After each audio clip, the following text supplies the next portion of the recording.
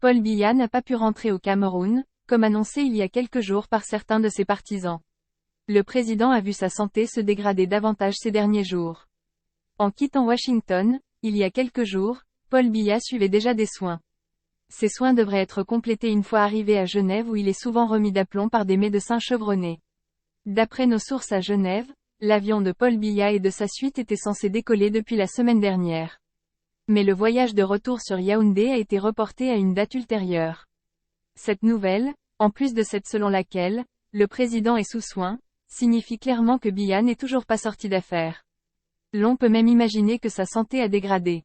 Rappelons que le voyage effectué par Biya en mai 2022 dernier à Genève était censé être le dernier qu'effectue le chef de l'État camerounais dans la capitale suisse.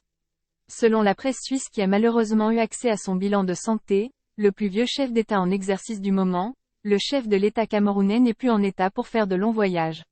L'on se rappelle également que la Radio France Internationale est revenue dans une chronique, signée par Jean-Baptiste Placas, sur le dernier voyage de Paul Biya en Suisse en mai dernier. Analysant les informations données par la presse suisse, Jean-Baptiste Placas est d'avis que le chef de l'État camerounais pourrait réellement ne plus revenir à Genève.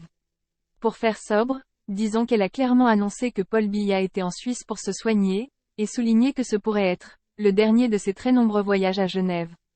Pourquoi le dernier? Nul ne sait si ce pronostic définitif se fonde sur une source médicale, ou s'il se réfère simplement aux 89 ans du président. L'ultime pic est que Paul Biya est, aujourd'hui, le plus ancien des chefs d'État en exercice dans le monde. On oubliera les classiques sur le train de vie insolemment luxueux du couple présidentiel camerounais à Genève, analysait le chroniqueur de RFI. Il faudra, par contre, que l'on nous explique, un jour, pourquoi ce président aime tant la lointaine Suisse, 12 fois plus petite que son si beau Cameroun et ses sites majestueux, ses richesses, ses compétences dans tous les domaines, y compris en médecine.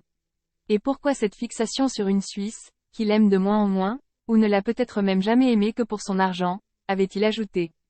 Partagez-vous l'avis de Jean-Baptiste Placas? Laissez-nous votre avis en commentaire.